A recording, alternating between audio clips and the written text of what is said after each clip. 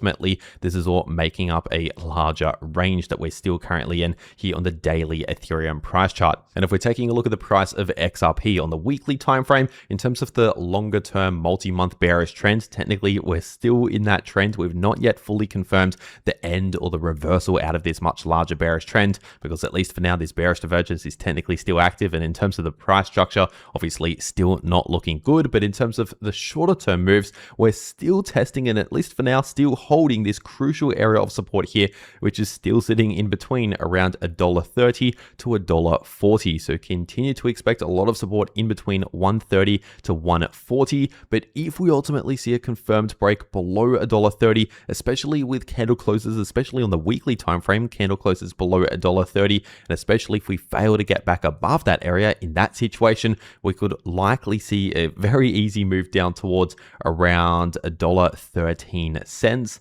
And below that level, the next massive area of support is in between around 90 cents to $1. And in the meantime, while the price of XRP is still currently holding that $1.30 to $1.40 support area, remain in these sideways price ranges, it is quite likely that XRP will play out something similar to whatever Bitcoin and Ethereum are doing, at least in terms of shorter term moves, which means overall expect the price of XRP to remain in a bit of a range, at least in the shorter term, not doing anything too spectacular either to the upside or to the downside, at least in terms of short term moves. But remember, that's still just a shorter term break during the much larger bearish trend, which means it's likely that at some stage, maybe in, let's just say a few weeks from now, for example, it's possible we could ultimately continue that larger bearish trend later on, kind of like what we saw just here, a bit of a break during the trend and then the continuation of the trend later on.